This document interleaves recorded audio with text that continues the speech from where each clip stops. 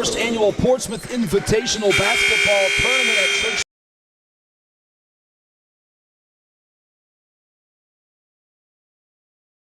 of 2025 Easter weekend. Glad you are tuned in alongside the coach Ed Young. It's Matthew Hatfield here for our third place consolation game featuring Portsmouth Partnership in the orange uniforms and Portsmouth Sports Club in the white jerseys. These two teams both come in at 1-1.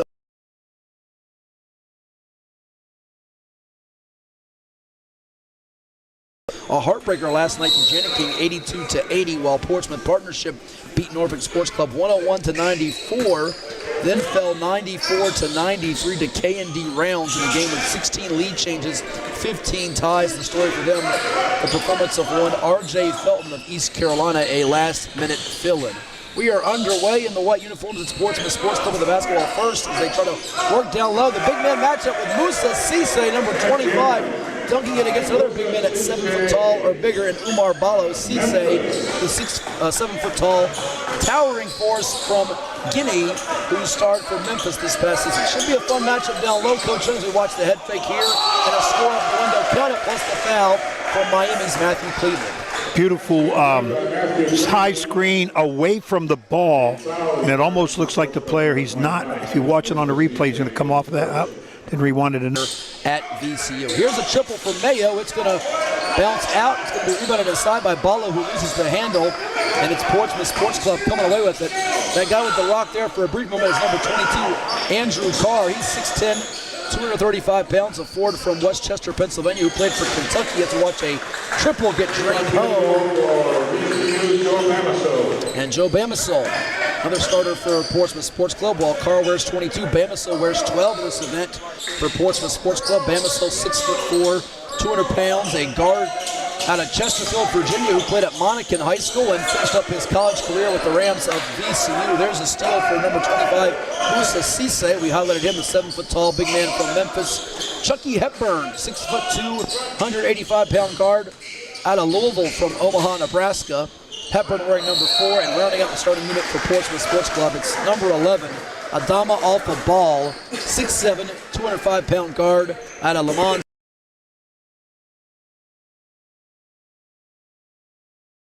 Sports Club, Charles Thomas, Greg Frost, and Dexter Pittman. Thomas, the head basketball coach at Western Branch High in Chesapeake. Frost, the head basketball coach at Deep Creek High in Chesapeake. And Pittman, who starred for the Texas Longhorns, played in the NBA, part of championship runs with the Miami Heat, in fact. Started some games in the playoffs for the Miami Heat, who are in action tomorrow in the 1-8 matchup of the NBA playoffs against the Cleveland Cavaliers. Ed, as Cisse hits the first of 2 free throws, Balo charged with the foul. And I brought up Craig Frost, who once upon a time used to be an assistant coach with you at Nansemond River High School in Suffolk. Yeah, Craig, great person.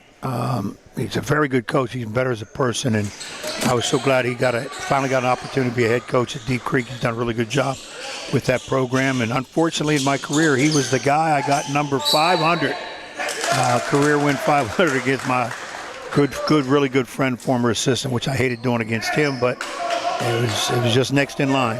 Turnover, and both Frost and Thomas telling us a neat story with Dexter Pittman. Thought he was going to go to Oklahoma. Kevin Durant at the NBA Top 100 camp, convincing him to go to Texas as opposed to OU. And Kevin Durant, one of the rare years he's not in the NBA playoffs. Here's a little head fake move and a shot that's good on the board for Adama Alpha Ball of Santa Clara. Here's a young man that has some mystery to him. He's really well.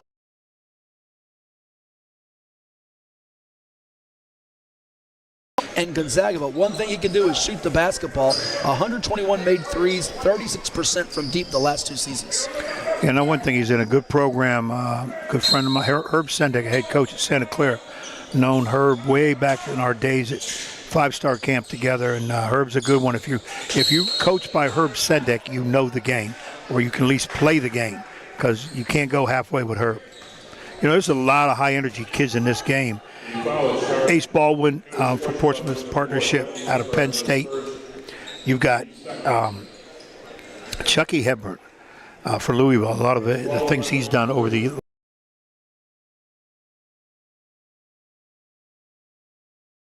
Balo and Cisse, rare you get 7-footers these days all the time. And They both play inside a lot. I was just going to say, they're not your now new style of big that are hitting threes. They they're play not, in the paint as they're well not, as the first and two free throws. You're right. They're not hanging at the three-point line, and they're going at it hard. I was anxious to see the Sissa from Memphis. I think he's got some great possibilities. Of course, Ballo, he got the body for sure. Beg your pardon, 3 free throws for Ball when he hits all of them, and it's now a 2-point gap. Portsmouth Sports Club on top by a couple here, 8-6. Here's Chucky Hepburn with the rock. Deep 3 for Andrew Carr. Ooh. That one doesn't graze the iron. We'll go back over to the guys in orange. Carr had a nice night in defense.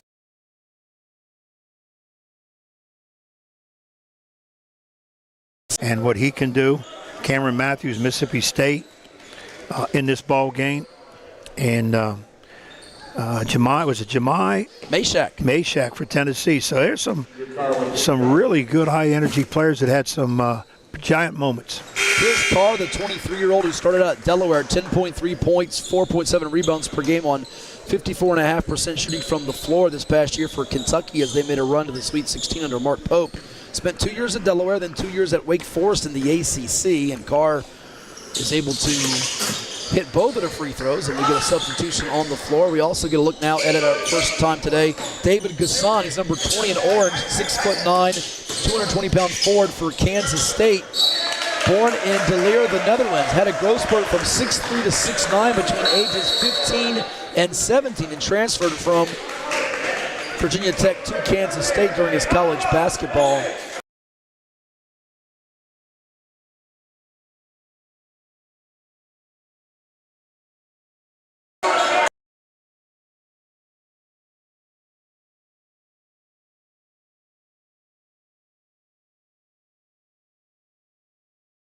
Cleveland, who's no slouch or short guy, but he used his talent.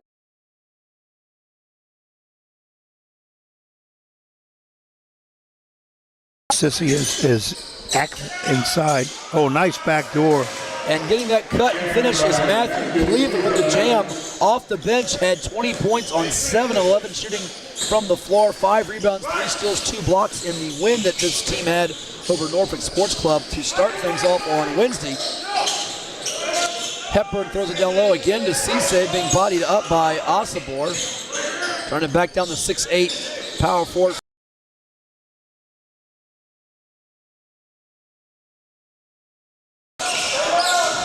4-point deficit now as we near 5.5 minutes to go in this first quarter. We referenced the coaches for Portsmouth Sports Club. We'd be remiss if we didn't bring up the coaches for Portsmouth Partnership, and that three-pointer by Matthew Cleveland makes Evan Key, Eric Johnson, Dominique Johnson happy campers. Evan Key, the head basketball coach at Randolph College, and Eric Johnson, the head basketball coach at nearby Grassfield High in Chesapeake. Had some battles with Coach Johnson also there at Grassfield. And there's a layup inside for Moussa Cisse as he continues to have an effect. Chucky Hepburn with the dime there, 14-11. Portsmouth Sports Club on top with half the points courtesy of Cisse. You know, both these teams, of the teams I've seen play in this tournament, both these teams really knew the ball well. Zeke Mayo with the triple. He was the Summit League Player of the Year in 2024 at South Dakota State with the Jackrabbits, and he's known for making threes. 320 made threes in his career. 3 seasons at South Dakota State, the last one for Bill Self and the Jayhawks of KU. Missed shot from the perimeter, and the rebound comes to Osibor, who throws it up ahead to Baldwin. Baldwin trying to play with the dribble and keep his defenders off balanced, and he is one of the best at doing that in his first game here, Ed. 10 points, 11 assists, and 4 steals, and here he is, real crafty, doesn't get that finish to go. Cisse with the rebound up ahead. It's Ball trying to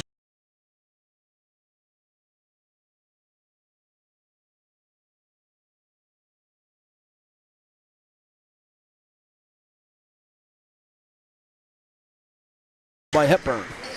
A lot of action. These guys going back and forth, and they are moving the ball. Carr in the corner for 3. Going to be tapped at. And we've got a timeout on the floor.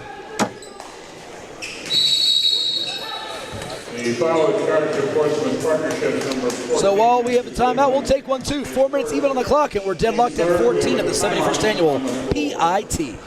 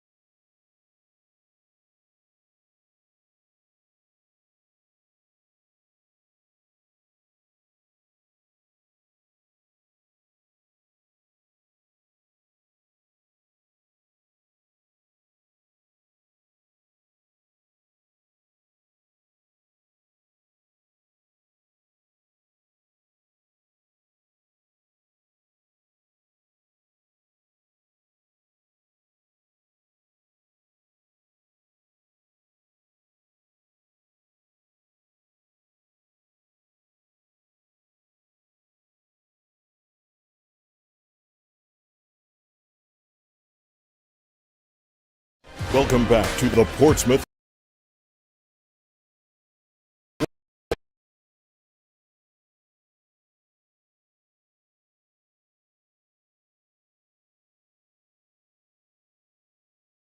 And you see our officiating crew here at the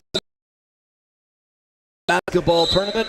Tyler Merkovich, Sarah Williams, and Blana Burns calling the games today on the floor. Matt Hatfield and Coach Ed Young here with you, calling it up top on our... We want to shout out Prep Spin worldwide, available to check out the games, and WGNT TV in the Hampton Roads Market, airing every one of the 12 games live. New this year here in 2025, but we've been getting excellent feedback from so many of the viewers across Hampton Roads, including for Kansas State and Sean Padula, who we'll see in the championship game coming up for K&D Rounds against Janiking. Padula started out at Virginia Tech, went to Ole Miss, made their presence felt, but they didn't finish up with his Hokies. Yeah, he's a Virginia Tech grad himself. A long time ago, he said you were in diapers when he was there. Basket is good by R.J. Felton, who's just checked in, the 6'3", 214-pound guard out of East Carolina and Aiken, South Carolina. What a performance Mr. Felton put on last night. If you missed it, you have to go back up on Prep Spin and watch it. It was something for the ages as Felton gets the one-handed rebound. 1,774 points in his college career with the Pirates, which is 24 more points than he scored in high school. You don't see that too often, a guy with more points in college than high school, as Ace Baldwin looks to attack, and Andrew Carr swats it away. Felton's got it. They kick it in the corner to Jemai Mashak, and the floater for the 6'4" guard out of Fontana, California with the Tennessee Vols is good.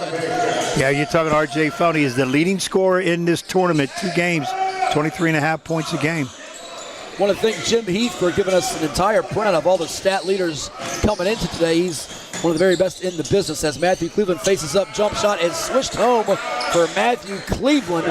Started out at Florida State playing for Leonard Hamilton, concluded with Jim Larrañaga and the Miami Hurricanes. 2 seasons for each, 17.6 points per game with the Canes this past season, and it's a turnover as Hepburn lost control of it. 6-point lead for Partnership, and we have a sub on the floor at getting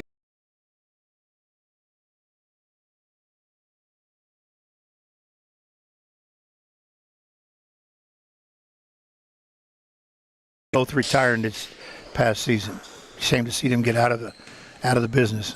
quality folks that we've known for quite a while. Larrañaga, when he coached, people remember him going way back to his UVA days in the 1980s, yes, but led George Mason to that magical Final Four run in 2006 with Chai Lewis, Will Thomas, Valerian Campbell, Tony Skinn, and Lamar Butler. And ironically enough, Skinn is the head coach at George Mason, Butler an assistant as Cisse gets the rebound, and then Larrañaga just a couple years ago leading Miami to the Final Four. That team that featured Jordan Miller, who's playing for the Los Angeles Clippers today against the Denver Nuggets in the NBA playoffs. Miller, who played at Loudoun Valley High School up in Northern Virginia. Long-range shot is no good. Rebound. Here's the pass, knifing it into Earl Timberlake, the 6'6" guard from Bryant University, getting the hoop there. Yeah, we got, as we said, a lot of substitutions coming in, and Timberlake sneaks in from Bryant University, 6'6", big fella.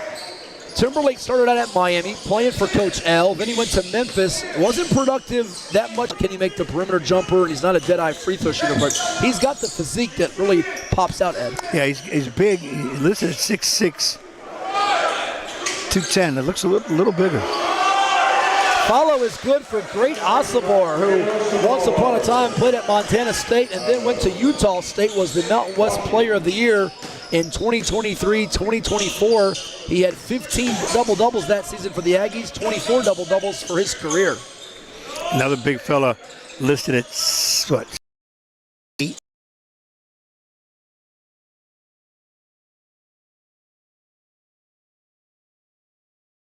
And he moves, for a big guy, he moves fairly well. And he wants to shoot the 3. Felton gives it to him. That 3 won't go down. Rebounded by Gasson.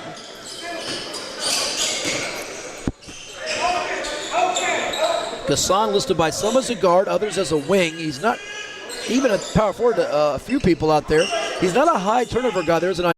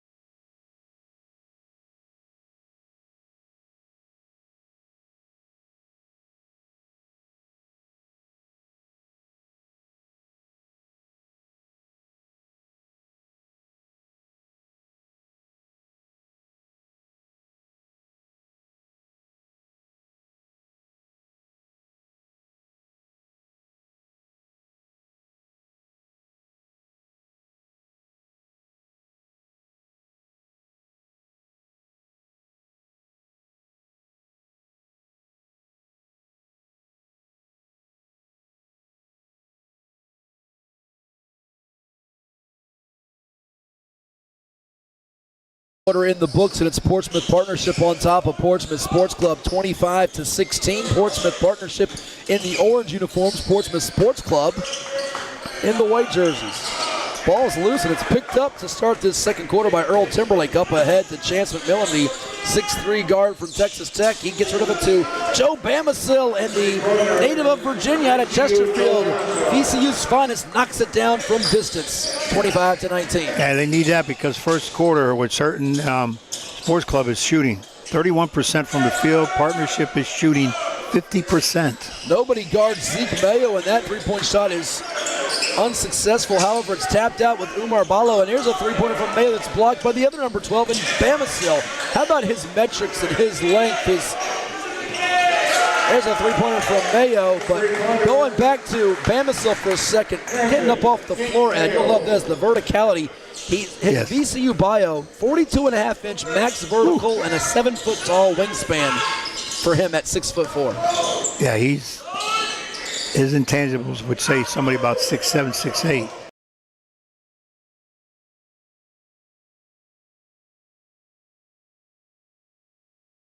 One of the things we talked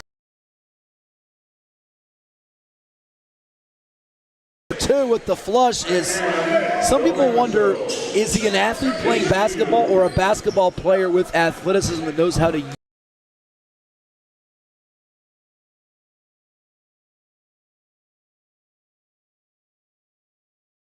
just really shined this whole tournament. 31-21 is the lead for Portsmouth Partnership. The right hand and the fall away is going to rim out for Timberlake, and it's going the other way, but a 10-point lead here for Portsmouth Partnership. Matthew Cleveland is the big reason why with 10 points, but Joe Bemisill's got 8 for the other guys and 7 for Musa Cisse. He had half of the team's 14 to start. As we get a whistle on that play, the foul going against Cisse. It's his second personal with Meshack inbounding it.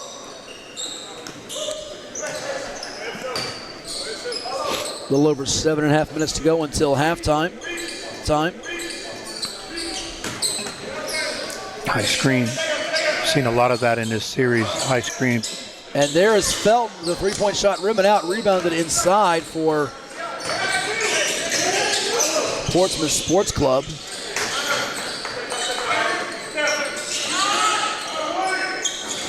Deep one tried by Chance McMillan.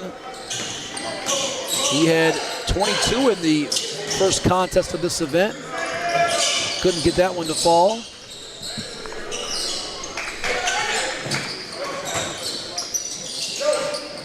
Underneath, Felton gets it to go off the glass for 2. And with that hoop, it's a 12-point lead.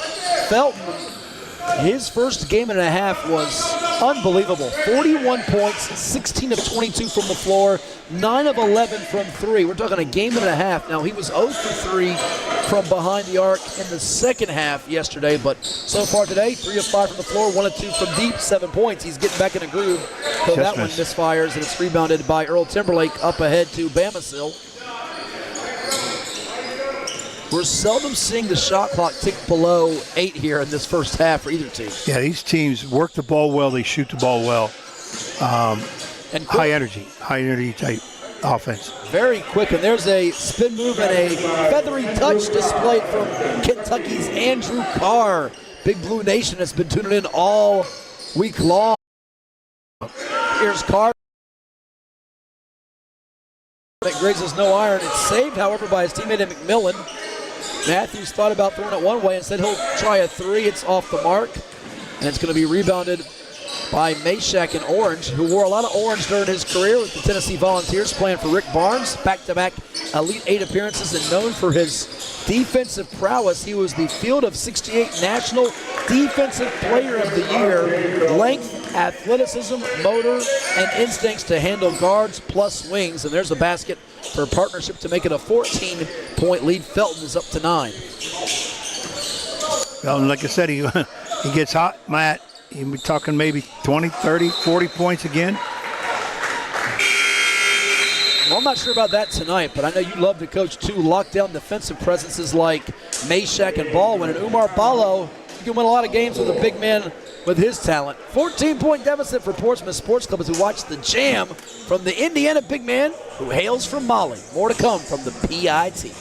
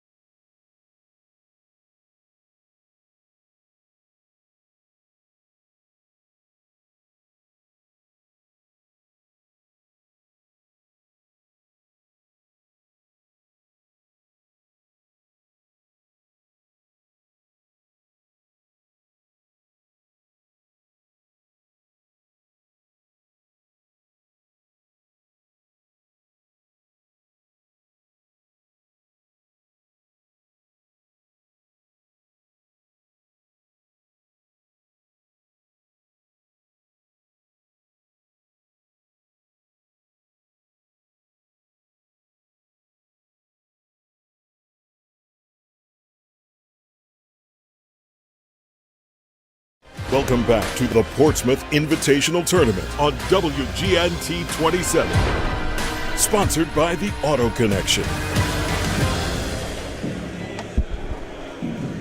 37-23 Portsmouth Partnership in the lead against Portsmouth Sports Club on the final day of the 71st annual Portsmouth Invitational Basketball Tournament, where 64 of the top college basketball seniors from around the nation showcase their abilities in front of evaluators from all over the world of professional basketball. With the coach Ed Young, I'm Matthew Hatfield. We want to thank our entire team all week long, bringing you the views and shots from all over, from our man Joe Allen up top, helping produce and give you the camera angles, and Brian Martindale, Tori Bailey on the floor, Rob Burlingame too, William Warfield in our prep spin truck, Mark Davis, who's been conducting interviews all week long on the floor. We'll be hearing from Mark at halftime coming up as you're watching on WGNT TV and the Hampton Roads Market. And through prep spin, Ace Baldwin with the basketball. Baldwin gets it over to Cameron Matthews, the 6'7" forward from Mississippi State.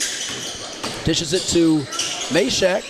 Jeremiah Meshack passing out to Gray Osobor. His three off the corner attempt is going to be off, and now Bamisile gets it in, and we get a rejection. Nearly a foul, but contact and intensity's picking up, isn't it? Yeah, I thought it was a foul when they were going. It seemed like everybody froze for a second, and no call. What is it? No blood, no harm, no foul? Let's watch it again. You know, somebody asked me about. Oh, he got some arm, didn't he? Yeah, I thought it was foul. Corner three doesn't go down for Bamisile. It will stay here though with Portsmouth Sports Club.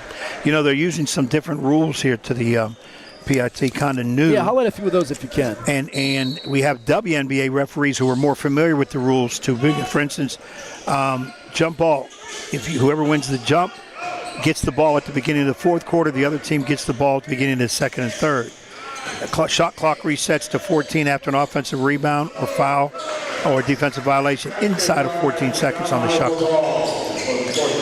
Adama Alpha-Ball of Santa Clara getting that shot to go to make it a 12-point game. And another one that you didn't touch on is the new overtime rule of Elam ending, which has been popularized by the basketball tournament, the TBT. It's poked away, and here's a steal and a run out for Ball, who jams it down with one hand, and that means the first team to score 8 points in OT, they win. It's something we've also seen in some all-star settings with the NBA All-Star game in years past, too. Yeah, I don't like it, but you don't like I don't make the rule. No. Play overtime, give them X amount of minutes. When that clock runs out, whoever wins, wins. If they don't, play another overtime. Most people we've had on and talked about with this week like it. So you're the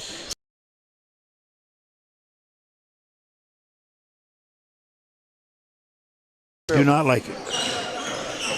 Chucky Hepburn against Ace Baldwin.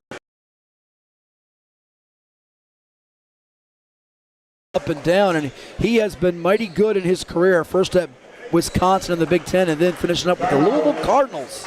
Timeout on the floor, 8-point lead for Portsmouth Partnership. And we'll take a timeout too from the PIT.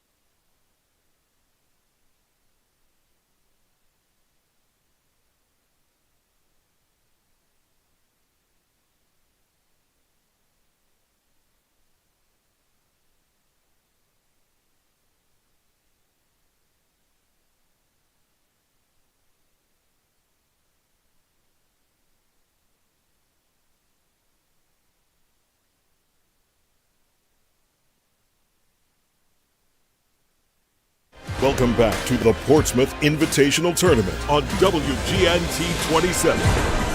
Sponsored by the Auto Connection. WGNT TV and Hampton Roads bringing you the action here at the 71st Annual Portsmouth Invitational Basketball Tournament, and also available globally through Prep Spin with the coach Ed Young.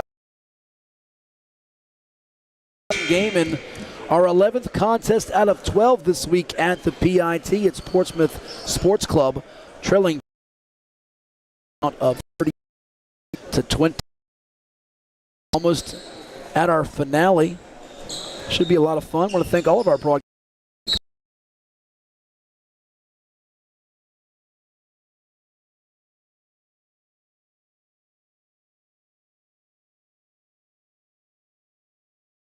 Spin WGNT to give me the opportunity to do a couple games here today. Corner three. It's good for Zeke Mayo. Kansas, Zeke Mayo. 11-point lead. Tell you what, Zeke Mayo's got a nice stroke, and it's interesting. He was wildly inconsistent at times. There's a dunk. Think about this one, Ed. 10 games of 20-plus points for Mayo at Kansas. They were 8-2. 3 of those came before the NCAA tournament. He had 11 games of single-digit points. They were 6-5. So often when he played really well, so did Kansas. When he didn't, they weren't always great. Yeah, and that's Kansas fans out there will say it was a hard year for him. Here's a team that wins 20-some games, and it's a bad year, but that's the standard they've set. I thought it was a struggle. That was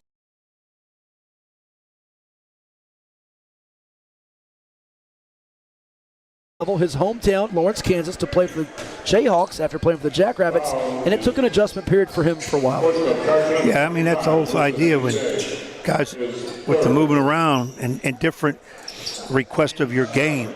You know, some of these kids are they're jumping around in the portal chasing, and sometimes they get to a spot that's really not what they thought it was going to be and don't really perform the way they should. Mayo over to Baldwin, bounce pass. The roller is Creed Osobor, and he rolled a little bit too far, as did the basketball. Turnover. Well, what happened on that one, the pass by Ace Baldwin was a bounce pass, which is a little low. Most big men are not liking bounce passes. They want the ball in their chest. And plus, he's going away from the pass, so the ball ends up dying. He couldn't go down there and get that pass. Turnover, that's Baldwin's. Adama Alpha ball. He's got it up top to Musa Cisse. One dribble face-up jumper won't go down. Rebounded by Zeke Mayo. He snakes his way up the floor. Disengaging from the screen. Great Osobor, and that was terrific. There was the pick and roll away from the pick, roll, and that time, who was on the delivery pass? That was Mayo. Zeke Mayo. That side ball Beautiful. screen action, and he really shifted off the screen even before he fully set it, and it was the perfect timing. Yep, and again, he threw an air pass, if you watch, right where the big man wants it, and goes up and puts it down. On the money. 9-point lead. Great look there as you saw it up top and then on the floor with our team of cameramen working today for you here at the 71st Annual PIT. That latest foul's on Matthew Cleveland. It's his second. He leads Portsmouth partnership with 10 points, a perfect 4 of 4 from the floor. Right now, though, it's Adama Alpha ball with 6 points. First of 2 free throws, no good for him. We talked about his threes, 36% the last 2 years, 121 makes from 3, but in those games with St. Mary's and Gonzaga, take 2 years ago for a question, just 9.8 per game in terms of points and 31% shooting from the floor. Wasn't a whole lot better this year against the Zags and the Gales, but he's got ability, and I think playing against better competition as he continues to grow will only help him and serve him well. We get a whistle on the floor. I think they're checking the clock as the official there picked up the basketball and is going over to the scores table to fix something, and they're doing that right now. The official blew whistle to stop action. Had a question about some at the table, and it was, I think, a clock. Readjust the time. And we've got to shout out the folks that have been here for the marathon. Jimmy Duke, our man on the clock today and all week long, has been doing a superb job. If you don't yell at Jimmy a lot, that means he's doing a good job. He hasn't been yelled at very often, so he's been on point with the clock over there at press row with some dignitaries like Jack Angerson, Cliff Sale, Jim Heath, and others. And there's a jumper to make it an 11-point lead for partnership, as that one is good. by Zeke Mayo. 11 points for him. He's starting to cook. Lob, and it's one-handed delivery by Musa Cisse, and that's why he's quickly become one of Coach Young's favorite players at the PIT. Coming into this, I thought he would be the best big man. Young fella he's going against right now, Balo from Indiana, showed too. But I like Moses from Memphis. Musa Cisse, who started out at Memphis, 2 seasons at Oklahoma State, 1 at Ole Miss before finishing up at Memphis. So the rarities we've seen here in this event, Ed, to have 2 players like Musa Cisse for Memphis and also the young man that we watched the last game for Roger Brown's, Sebastian Thomas.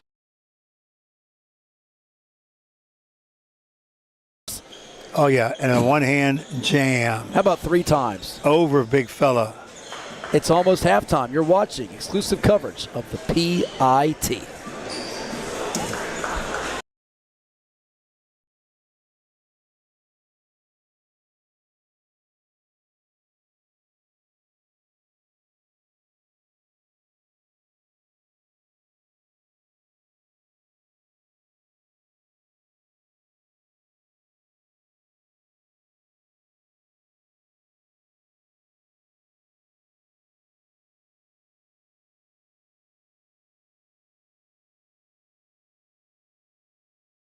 The 71st annual Portsmouth Invitational Basketball Tournament. It's Portsmouth Partnership on top of Portsmouth Sports Club, 44-35 as we near the halftime break. Musa Cisse with the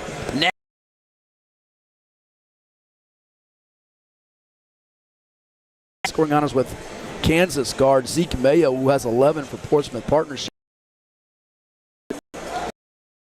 Portsmouth Partnership Sports Club with 6.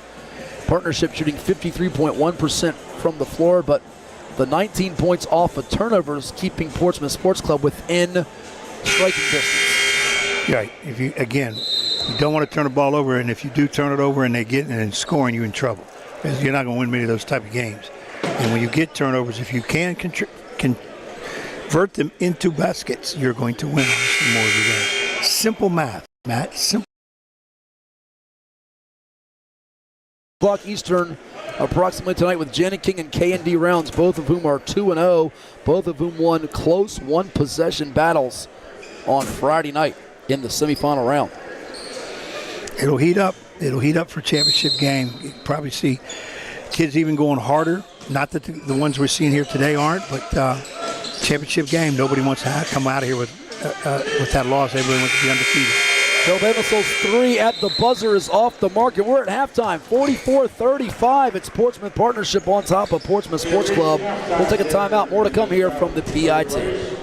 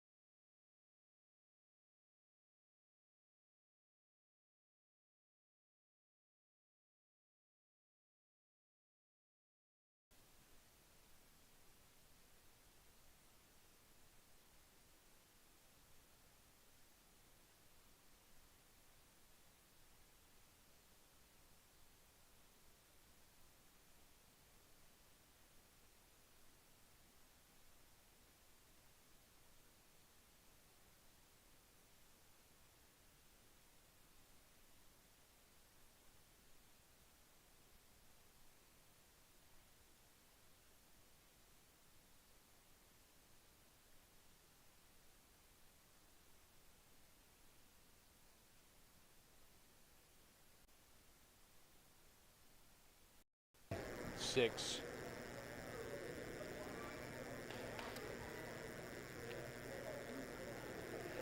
We are back now here live, the 2025 PIT live at Churchland High School. Joining me now, Matt Hatfield. And Matt, you're doing play-by-play for all these games. We have a battle of the Portsmouths here, Portsmouth Partnership and Portsmouth Sports Club. Right now, Partnership has that 9-point lead. Yeah, I really like what I've seen from Zeke Mayo. We talked about it on the broadcast, Coach Young and I, Mark, that he came from South Dakota State, goes to Kansas, and you see this a lot with players that go in the portal. He comes back to his hometown of Lawrence, and you wonder where his game is. When he played well, so did Kansas. When he didn't, not so much. His team's playing well because of him. He's hitting shots outside. But Moussa Cisse, you see the big men inside. Yeah. People are loving it. Coach Young's loving it. The fans are too. You got 2 7-footers. You don't see that too often, and they're classic 7-footers playing in the paint. How about R.J. Felton? We saw him have quite a tournament. If they were in the championship game, he might be in line for PIT MVP. We were saying earlier, later on tonight from Ole Miss, who played at Virginia Tech, and the second's R.J. Felton. Just his story to be a last-minute fill-in for Augustus Marshallonis, son of Sarunas Marshallonis, Hall of Famer. So he gets scratched because of injury from St. Mary's. Felton comes in from East Carolina. People don't know a whole lot about him, but he got a two-way after the G League. There are players from this event that maybe one day, they're not the all-stars, the Jimmy Butlers, the John Stocktons, the Earl, the Pearl Monroes, but they have a good career professionally, be it overseas, maybe starting out that way, and then they find their way to the NBA. So I think the fans, even though this isn't a year where we have the 7-5-7 guys from the high schools and colleges locally, there's been some interesting storylines, and we've had some competitive games all week long. Well, and the stars are out. I want to say Mike Morris, the chairman of the PIT board, said that every single player in last year's PIT went on to play professional basketball in some capacity. So if you're watching either on TV at home or coming out here, you're seeing guys who are going to play professionally. And one more note to Mike Morris and his entire team that puts these rosters together. I've worked with, I think, 6 different analysts on the games this week, Mark. All of them have said the evenly matched rosters. There haven't been but, I think, 2 blowouts out of 11 games. Think about that. Every game has pretty much come down to maybe 2 or 3 possessions. That shows they've had balance throughout, and that keeps the fans interested and engaged. Absolutely.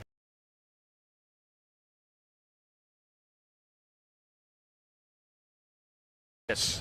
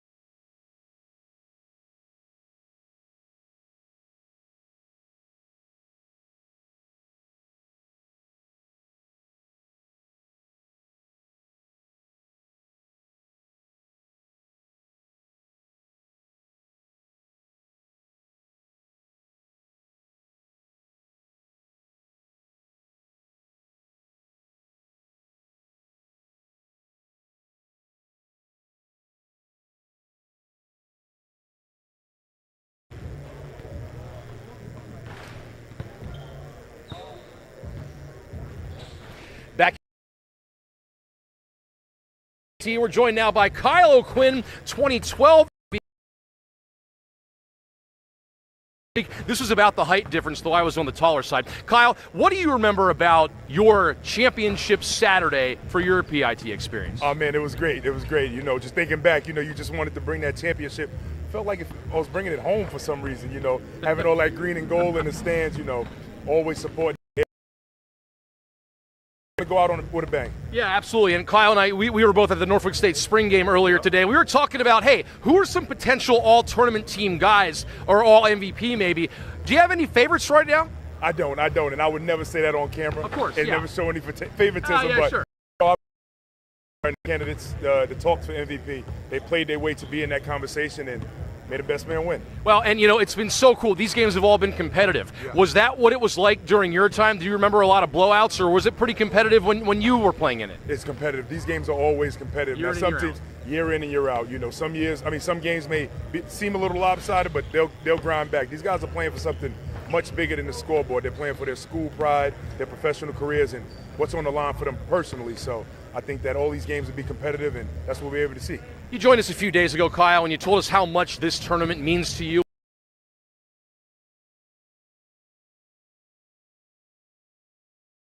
First one I've been to since I announced my retirement. Really? So it just puts me in a space of, man, 13 years ago I was in these guys' shoes, so I'm seeing myself out there a little bit of flashbacks and, understanding of what it does for guys' careers, and feels good to be back, and I'm glad I'm embraced the way I was. What's cool is you can give us a window in what the next couple months look like for these guys, because this is just the start of a very busy pre-draft process. What was your pre-draft? What are these guys looking forward to here between now and June? Oh, they'll be living out of a suitcase for sure, going city to city, showing off their talents, but have an opportunity to show these organizations and GMs and scouts a little bit more of who they are on and off the court, and I think that they got to be prepared for it, and I think they are. I think it's an exciting time, and I think that you got to keep your circle tight and take it full on. It's a great experience to be a part of.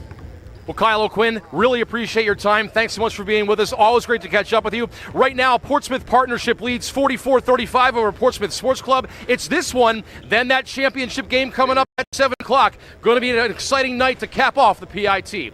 I'm Mark Davis Live. We're coming right back after this.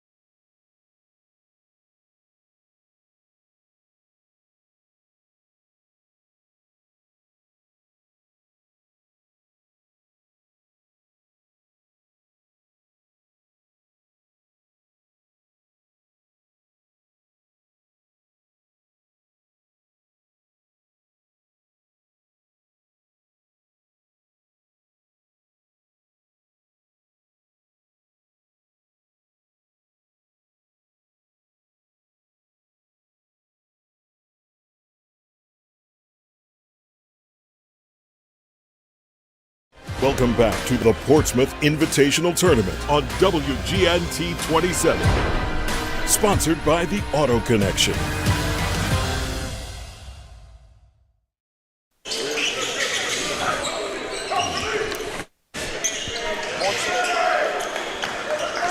Portsmouth Partnership on top of Portsmouth Sports Club by a count of 44-35 as we begin the third quarter here. Three-point shot is hoisted up by Ace Baldwin, no good, alongside the coach Ed Young. It's Matthew Hatfield here in our third place consolation game at the 71st annual Portsmouth Invitational Basketball Tournament.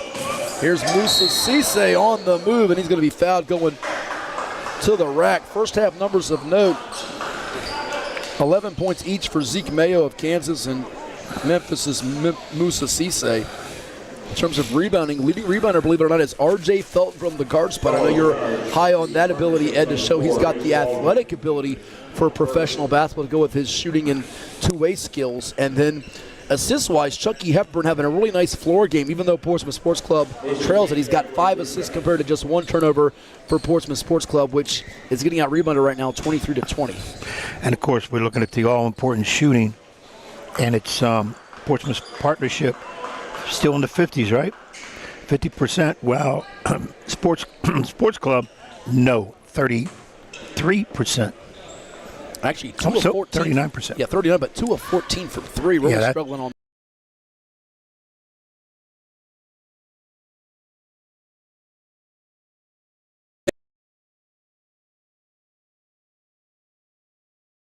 Cisse, basketball now possessed by Jemai Mashak down low. Spin move for Umar Ballo, who loses the handle. Matthews coming over. That was Chucky Hepburn. Oh, we got another alley-oop. Matthews to Cisse. Cameron with the lob up to the 7-tall guy from Guinea. And just like that, it's suddenly a 6-point game. On that previous play, Ballo faked, baseline turn middle, and there Chucky Hepburn, weak side help right there from Louisville, stole that ball. He made that whole play possible on the alley-oop. Left-hand hook won't go, but there's the offensive rebound. Just sticking his nose in there is Matthew Cleveland. It's a guy there that we were talking about it earlier in the week. We'll be hearing from my partner later on tonight, and Jordan Maka, Ed. He was high on Matthew Cleveland. It seemed like he had a quietly good game the first night off the bench with 20 points. To me, he hasn't been as profound maybe as Felton or Padula or even at times what we saw last night from Iowa State's Curtis Jones, but here he is hitting a free throw. He's got 11 points, chance to beat 12, and he continues to make winning plays. And amazingly, played at Florida State and Miami, 2 decorated coaches, 2 programs in the ACC that had success, but he never played in an NCAA tournament game, which boggles my mind. Yeah, but those 2 programs, you've got to believe he had to have 1 trip to the Big Dance. Man will find a professional position where he'll be playing for a long time. Only made 91 threes in his entire college career, but today he's 1 of 1 from deep, and there's a deep shot that's made up.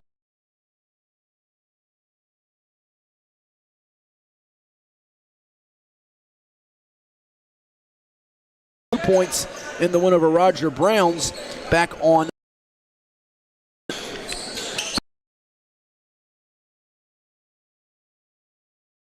That situation, Portsmouth partnership, its 3rd game in 4 days. We talked about it the last time.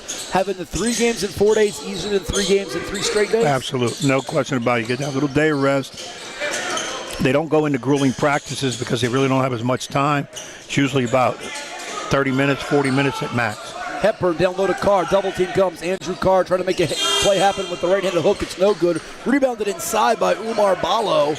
And Ballo, the big man from Indiana who played prior to that with the Arizona Wildcats, gets the roll on the pass from Ace Baldwin, but it's taken away. Again, Cameron Matthews with the active hands. In transition, they come, and it's blocked by Cleveland at one end, and Baldwin keeps it going. The defense is happening for Portsmouth partnership, whether it's hounding defense, harassing the ball handler with Baldwin and Mashak, or blocks like that one from Cleveland. It's keeping Portsmouth Sports Club at bay. Right. That defensive play, big plays are creating the quick offenses for Portsmouth Sports Club to try to get back in this game at 46-41. That's the key today. They didn't do a whole lot in the first half. Inbound now for Portsmouth Sports Club as they will try to get it going with the drive with Chance McMillan. He'll kick it out. Adama Alpha ball for 3. It's short. Andrew Carr inside is going to hold on to it. It's blocked down low from Ballo, and now Matthew Cleveland has it. On the move now with Cleveland. Down low. Ballo. Oh, it goes off the mitts of Adama Alpha ball. It will stay on the right side of the floor here with 7:14 to go in our 3rd quarter. Ballo had him sealed on the high side, looking for the basketball towards the basket. Unfortunately, he was given too long of a lead pass out of bounds. But again, weak side help by Portsmouth Sport Club was there, but this time it came off his fingers. Here's the inbound with Felton. Down low, Ballo trying to operate in the post. He's going to draw another foul, and that's one of those things that show up in the stat sheet at the end of the day. How many fouls can you draw as an offensive player or playmaker of the opponent? Certainly as they go do a deep dive of the analytics, the evaluators, the scouts, it matters in terms of doing it at various levels and as you progress during your basketball odyssey. Well, and when getting the ball inside, the old school way of throwing to the big fellas inside, if you can't get a field goal off, you definitely want to get fouled. Question is, are you a good free throw shooter? Because you're going to end up going there a whole lot. Well, speaking of good free throw shooters, it's not one of the fortes of one Oumar Ballo, just 56.5% from the line in his career. We spoke about it the last 2 days for this big fella from Mali who totaled 1,676 points, 1,149 rebounds in his career, which began in college at Gonzaga, 3 seasons at Arizona, and his last at Indiana. Check this out, Ed. He played soccer, or football as it's called over there, as a goalkeeper, but then he shifted his focus to basketball, moved to France at the age of 15. Lots of experience playing with FIBA under 19, under 18, and under 16 groups in international basketball, and we watch him defensively there affecting play. So he's a well-versed athlete, not just a basketball player. Here's Hepburn on the move. Chance to make something happen. It would explain why he's got good footwork. Playing a lot of soccer is definitely going to help you on a basketball court. Three from the wing with ball. No good. Good point there. Now Mashek's got it up ahead. It's Mayo. Down low to Ballo. Got to have the hands to catch it. He does there. Head fake. And he almost got it on Carr, but a couple of free throws coming his way here with 6:22 to go in our third quarter. I don't think Carr has the weight to be able to really keep Ballo away once he catches where he wants. That was a beautiful spin move baseline and reverse. That was the key there. And, you know, you go back to the days of your Wilt Chamberlains way back, Shaquille O'Neal. When they got the ball in the block, it pretty much was just foul them because they were not good free throw shooters. Because if you don't foul them, they're getting a bucket, a dunk, off the glass, something every time. It's the first foul on Carr, and you're right, as Ballo's free throw is woefully short there. He had a hard time shooting the free throws the first night here, but, you know, Moussa Cisse, Oumar Ballo, both of them are these towering big fellas that just salivate when you see them, and they've also been classic enigmas at times I should say enigmas, but when you look at Carr, he's more of a 4 or having to play 3-4 than playing 4-5, and you get a matchup like this when Cisse's not on the court, it can be troublesome for him or anybody when you have to play a little more out of position, as the second free throw is also no good, rebounded by Ball. Well, and the way basketball is being played now with your 6'10", 6'11", 7-foot wing players, on the defensive end, a lot of them have to go cover a big body, and they just kind of look out of place because that's not normally where they're at. And how rangy are you for sure. Now here's a lob. It's going to be two defenders converging on Ballo, but he's able to haul it in and score it off the glass for 2. It's his third field goal of the day, and it's a 9-point lead just like that for Portsmouth Partnership. You know, the big fella got good feet from soccer, but he's got good hands too. Here's Andrew Carr against Ballo down low. The follow is good for Cameron Matthews, and it's now going to be a timeout called, I believe, by – no, it's not a timeout call. Delay game warning. Delay a game, rather. It's Cameron Matthews with the hoop. Thought they were calling for a timeout, but it's delay a game, and we've got 3 subs getting ready to come in here in a moment, and now bringing it up the floor, it's going to be Zeke Mayo for Portsmouth Partnership, clinging to a 7-point lead. Sports Club was up by as many as 6 about halfway through our first quarter. Ossobor with the entry down low in the post to Ballo against Andrew Carr. Had it poked away for a second. 4 on the shot clock. He'll spin back right. Right-handed hook shot is no good. Ossobor can't keep possession of it, and Adama off the ball gets it, and a foul is committed with 5:14 to go in the third. And look at Earl Timberlake helping up his mates in Moussa Cisse as well as Joe Bamisile as they get up off the floor. I think sometimes those legs are a little tired. You play 3 games in 3 days or 3 games in 4 days. Yeah, you tell your teammate, don't help me up. I'm trying to rest a little bit. You know, it's kind of worldwide known. Your teammate falls down, you go help him up. Sometimes if a player might be tired, he might say, hey, man, let me just sit here and catch a breath. Chucky Hepburn with it, using the screen here, set by Moussa Cisse. Hepburn over to the left side of the floor. It's Earl Timberlake trying to knife his way through, misses the shot. Down low, up high, puts it back down low. Moussa Cisse should have kept it up high, though, as he loses the rock. And now Matthew Cleveland on the move. He'll pull it out for R.J. Felton to try to go to work. Felton in this game with 9 points, 7 rebounds. Relatively quiet for what he's done this week, but guess what? He's going to get loud again as he hits that pull-up jumper. He heard you. Quiet on the shot. Okay, let me show you, Hatfield. And he puts one down. Here's Bamisile, shot fake, 1 dribble. Uncorks one, it's no good. Rebound comes out to Ossobor, up ahead. Oh, what a quick toss pass from Cleveland, a little touch pass. And Zeke Mayo buries a 3. 55-43, Portsmouth Partnership up by a dozen. Take it again. getting the rebounds, getting out in transition. That one, of course, was off the turnover again. Maya with 14, Cleveland with 12, and Felton with 11. And it's answered with the 3-point field goal by Chucky Hepburn, the Louisville Cardinal guard from Omaha, Nebraska. Only 32.8% from three in his lone season with the Cardinals, but a reliable 84.4% from the foul line. And how about this, Ed? 2.4 steals per game, so he is not afraid to go after the basketball on defense. I thought he had a pretty good year at Louisville. He did a lot of good things for them. Anytime they were getting a win, his name was mentioned in some vein, whether it be playmaking, assist, score, defense. He's a good little guy to watch. Basketball being handled by Hepburn now. He's going to try to turn it with 6 on the shot clock. Get it with the basket off the glass and the foul. There it is. Got in the lane, little shake and bake, boom off the glass. Good movement. And it takes us to a timeout. 3:34 to go in the third quarter. Portsmouth partnership up by 7. We'll come back with Hepburn's free throw from Portsmouth, Virginia.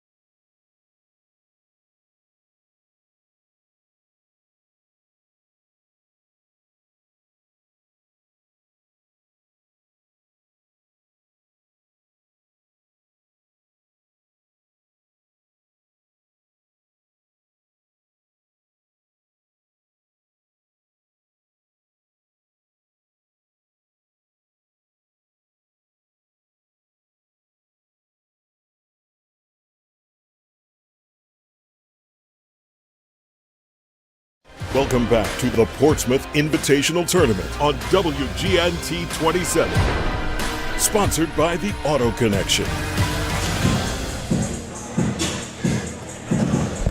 We welcome you back to our continuing coverage of the 71st Annual Portsmouth Invitational Basketball Tournament. 3:34 remaining in the third quarter. There's that basketball, the NBA brand basketball with the signature of the Commissioner Adam Silver. Don't like it. I don't like it. You don't like it? I don't like the ball. Why? And I don't like Adam Silver's signature on it. Adam Silver's signature. You want David Stearns. He's not with us no more. What? Why? No, I like the high school NBA college ball. It's a little bit wider seam. The color, a little bit more of a color orange. The NBA ball kind of looks like back in the day, our outdoor ball that we play with. It would get dirty, it would get wet, it would get heavy. Okay. That's kind of what it reminds me of. Maybe that's why I'm not as into it. Like somebody else told me, you're just not into it because you never played in the NBA. Well, there you go. Do you like what Chucky Hepburn's doing right now as he gets an and one with the free throw? Absolutely, baby. I love Chucky. Chucky Hepburn with the foul shot. I wonder with that name how many times he gets brought up about Chucky and the doll and all that. You know he has to have been asked or talked about with that before. Here's R.J. Felton with the attack. Right-handed shot is good. Oh, how about that? Felton with the one-handed shot to go. He's up to 13, and he's starting to really get revved up. Hepburn and company trying to get it back to a two-possession game here. Or the Chucky doll like John Gruden. Now, that's the one that he probably gets the most. Because I think they made that Chucky doll on one of John Gruden's bad moments. Under 3 minutes to go in the third quarter. Spider three, wide banana. One dribble, it's deflected. Who's got it, trying to curl through? Timberlake, oh, he had an answer for Felton's shot. That was almost identical, just from different spots on the floor, huh? Oh, yes, a little bit more across the lane where Felton was coming baseline side. Oh, a turnover as Matthew Cleveland. It's going to be wiped away. And a chance for Portsmouth Partnership to get themselves an even bigger lead.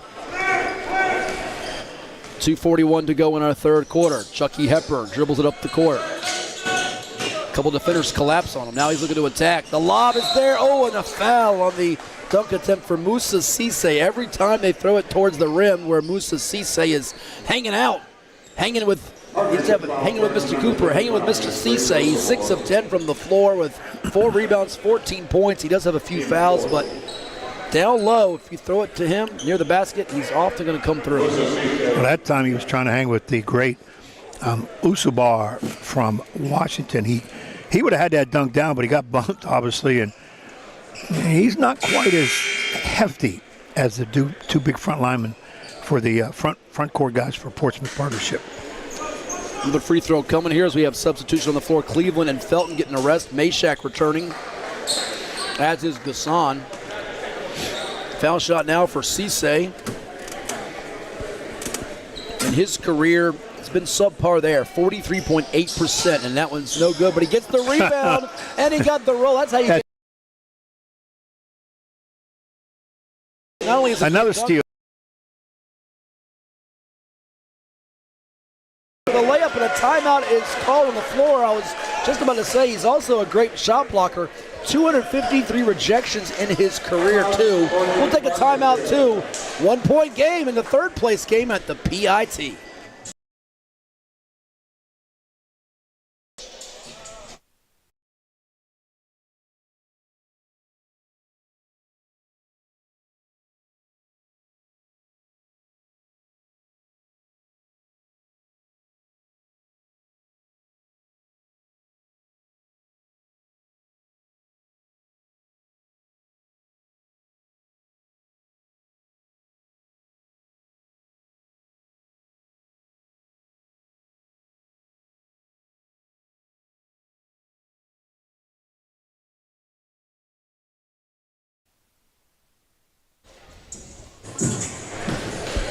Welcome back to our continuing coverage of the 71st Annual Portsmouth Invitational Basketball Tournament from Churchland High School, home of the Truckers. Portsmouth Partnership donning the orange uniforms on top of Portsmouth Sports Club. 57-56 with 2:19 remaining in our third quarter with the coach Ed Young. It's Matthew Hatfield here.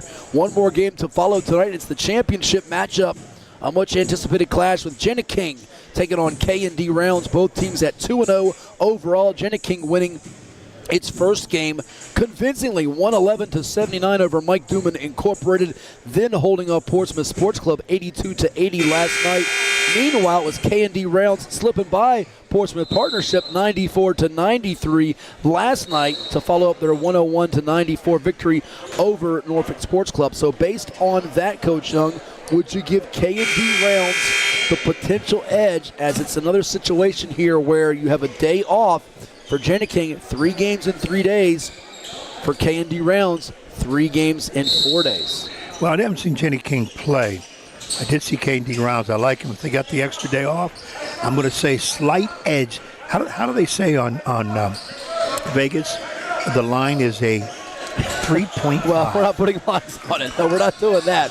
But I will make sure I relay the message to Mike Holland, Roland Ross, and Dakar Ross so they can take it up with you and use it as motivation for their squad before tonight's championship tilt. Here's Chucky Hepburn with possession after the swat here. A chance for Portsmouth Sports Club to take the lead, which they haven't had since the first half.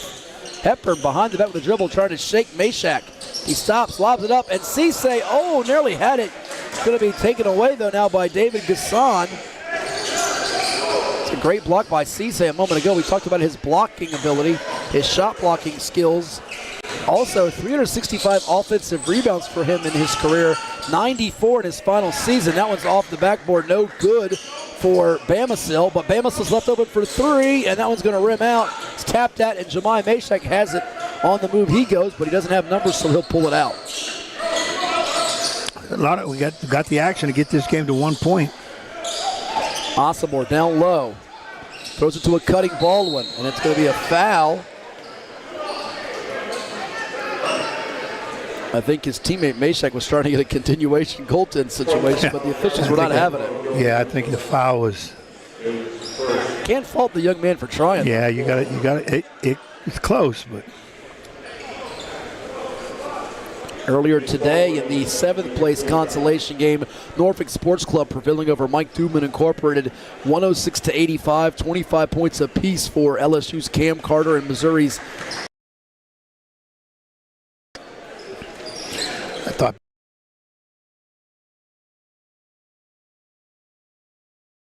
he shot it fairly well. The 5th place game that you and I got to do earlier, as the free throw is good there for Baldwin, saw Sales Systems defeat Roger Browns 101-89 behind 31 points, 10 rebounds for Wooga Poplar. Wooga, who played at Villanova of Arkansas, as Nelly Davis, that might have been his third 20-point effort. You have the leaderboard over there, finished up with 64 points in this event. 1.3 per contest, which is second coming in behind R.J. Felton. It's the most points in the tournament, but average-wise, since he played one more game than Felton, before Felton come in tonight. Well, Felton right now, as we stand here, is sitting at 13 points, so that brings him to 60. So he's 4 behind, surpassing Davis to see who gets there. But Davis going 2-1. He might be an all-tournament team performer. We haven't really talked about him being one of those guys to maybe join the Sean Padulas and R.J. Felton on the all-tournament team. And again, that gets announced once this event is concluded later on this evening around, say 9:30 Eastern, as it'll be inbounded here from the side. 3-point lead for Portsmouth Partnership. It is Portsmouth Partnership with possession, inbounding it with Zeke Mayo in the orange unis. Ace Baldwin with 45 ticks to go in our third quarter. How about ball coach at Penn State in Mike Rhodes? And that shot is watching him at practice at VCU, taking charges, right? About to get teeth knocked out like a hockey player on the floor. Yeah, he took a charge on one of his players, and when he hit the ground, he lost a tooth or two. Couldn't believe it. But Mike Rhodes, man, is one of the most underrated coaches in the country. Class guy, too, and did great work at Randolph-Macon before he got to the Division I level. Coached at VCU before going to Penn State. Also coached at Rice. Did a heck of a job there, too. Been a winner everywhere he's coached. Yeah, he coached Marcus Evans from our area here. Played at Great Bridge High and Cape Henry Collegiate. So a 5-point game, rather. Portsmouth Partnership to escape Gasson. Time's running out. Picked up, and no shot will be released before the horn sounds, and a 5-point lead for Portsmouth Partnership. 61-56. We head to the fourth and final quarter in this third place game of the 71st annual Portsmouth Invitational Basketball Tournament. Keep it tuned.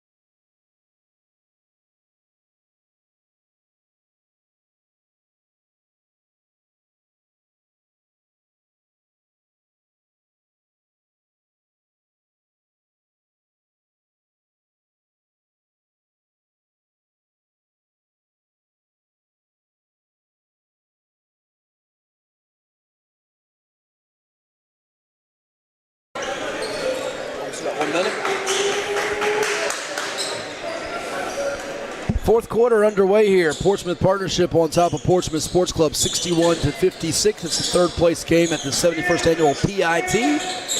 With the coach Ed Young, I'm Matthew Hatfield. Chucky Hepburn dumping it off, and it's Louisville to Kentucky. Yeah, Louisville, Kentucky. Louisville's Chucky Hepburn to Kentucky's Andrew Carr. IT, we see that matchup. Teammates. Not opposition here. A Louisville guy to a Kentucky guy. Yep, and high-five each other. We'll have to clip that for later. Little head fake. I wonder if they talked about that at all this week. Yeah, that's a version of your family tree rivalry there, Hatfields and McCoy. That's Gasson for the 2. All over a pig, right? For one-on-one. Hepburn for 2. A foul on a one-on-one No, it wasn't the competition. case. Ace Baldwin into the front court. So y'all argued over a pig, Lord Jesus. Baldwin for 3. Rebounded. Paul got the board. Carr fakes the pass, gives it over to Hepburn. Carr fakes the pass behind the back of the dribble, being guarded by Mayo. 10 on the shot clock. Hepburn has it. Pull up 3 from the top of the key. Oh, he got hit. 3 shots coming, and Ace Baldwin with a rare defensive mistake. We say rare because he is mighty good on defense, Ed. A-10 Defensive Player of the Year at VCU in 2023 and 2-time Big Ten Defensive Player of the Year at Penn State, which says a lot because Penn State didn't exactly finish 1-2 in the Big Ten, but he still was that good on defense. Yeah, that when you say Ace Baldwin, that's what I'm thinking of, defense. He's definitely not the best, one of the best right here today, so in this tournament. But Chucky Hepburn, he's sneaky. He baited him into the foul.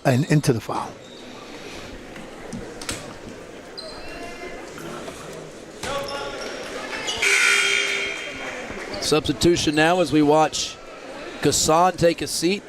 Umar Ballo and Great Osobor now giving you a 4-5 front line combination that college coaches these days, they'd be drooling in the portal to have that duo. Twin Tower combination, and Hepburn hits the latest free throw. 3 for 3 here, and we're tied up at 63. How about this, Ed? It is just our 3rd tie of the ball game.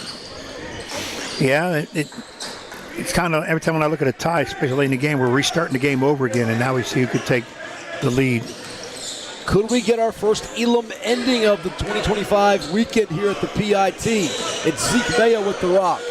One dribble to the side. His off-balance 3, no good. Rebounded by Carr. Over to Hepburn. Under 8 minutes to go in regulation. Hepburn has it. Sizing up Osobor. Goes behind the back of the dribble. Tries to shake him. In the corner. It's Chance McMillan for 3. That one's going to be off the side of the rim. Rebounded by Jemai Mashak of Tennessee. Mashak out of Fontana, California, on the move. Takes the pass to Baldwin. Now it's caught at the foul line by Osobor. Being basically grabbed and hounded by Carr at one end, and Joe Bamasol trying to give that weak side of help, and it's going to be a foul here that stops play. If they played this game in New York, that would be 2 years for an assault. 2 years? He got beat on the left and the right on that high, low pass, which was really good. Big man saw him over, Great Osobor saw him over the top in the high-low, try to throw it down low, but he got, like I said, assaulted. Mashak and Mayo head to the bench. Also going to the pine is McMillan for Portsmouth Sports Club. Has been a pretty quiet game for McMillan today. Just 3.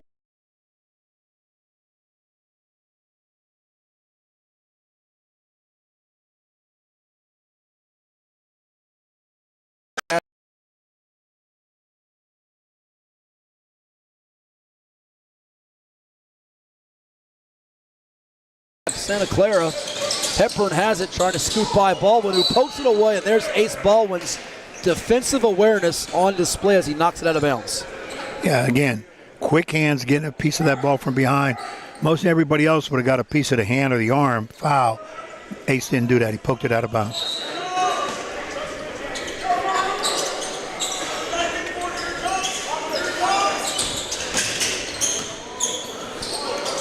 Down low to Andrew Carr. Right-handed hook shot. Oh, that almost went down, but rebounded by Umar Ballo. Lob down low to Osobor. Head fake, and he got fouled with 6:52 to go. That foul will go against Cameron Matthews. It's his second. So foul shots for Great Osobor. That's the team's 3rd foul, and Osobor tenacious.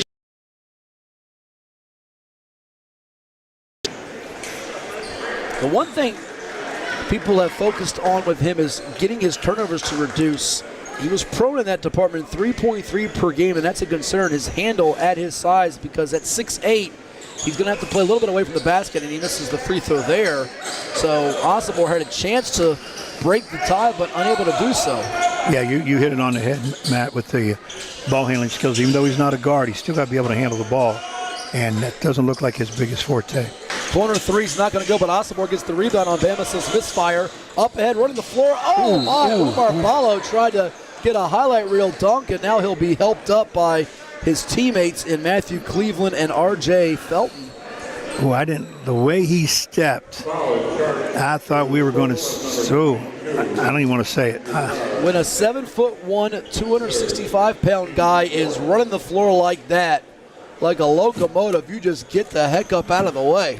He got bumped as he went up, and it looked like as he took off with the other foot, I thought a hyperextended knee or something. I kind of held my breath for a second. Thank God I was bad eyesight way up here. I couldn't see it, but I thought that was what it was. But he laid for a second or two and jumped right up. So see Kylo Quinn here. He spoke with Mark Davis during our halftime break. The former Norfolk State standout, who was the PIT Celebrity Luncheon speaker on Friday and played in the NBA as well, part of that upset of Missouri in the NCAA tournament several years back for NSU, and the first of 2 foul shots good here for Ballo, who's up to 7 points. That foul on Carr, and for Carr it's his third. Nobody with more than 3 fouls in this game. 47% shooting from the floor for Portsmouth Partnership, 38.5% for Portsmouth Sports Club, and the Portsmouth Partnership outfit in the orange uniforms reclaim a lead of 2 at 65-63.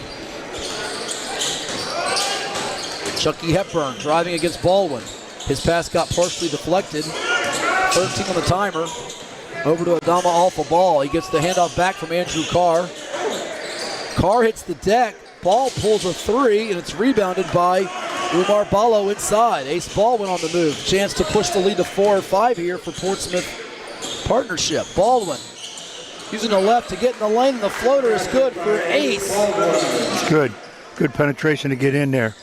Baldwin has 9 points to go with his 4 assists today. Crafty player. Baldwin, a crafty player.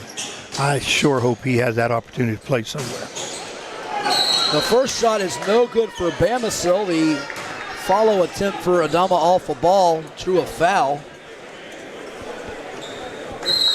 Partnership foul charged to number 13, R.J. Felton. And that foul was charged to R.J. Felton. 5:43 to go. We got ourselves a good one, a 4-point game at the 71st Annual Portsmouth Invitational Basketball Tournament.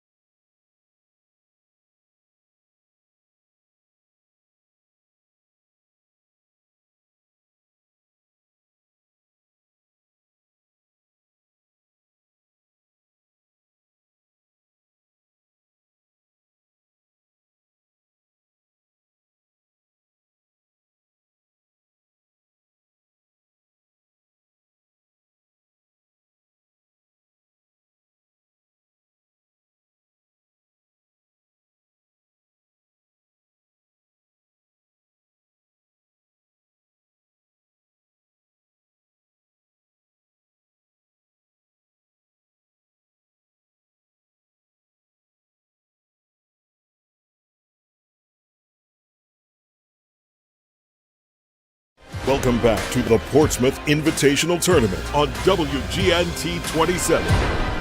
Sponsored by the Auto Connection.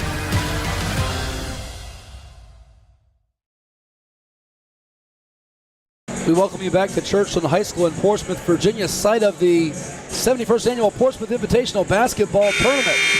Alongside the coach, Ed Young, it's Matthew Hatfield as we watch the Portsmouth Partnership Portsmouth Sports Club third place consolation game. Fans loving it. You saw the youngster sweeping the floor. One of Ed Young's former players at Nansemond River, Jamal Boone, out there taking shots. I guess now as what we call the content creators with the photos and the videos. All kinds everybody's of got media out here. The big, not the big cameras, but the video taking type cameras, and I guess get content online or social media.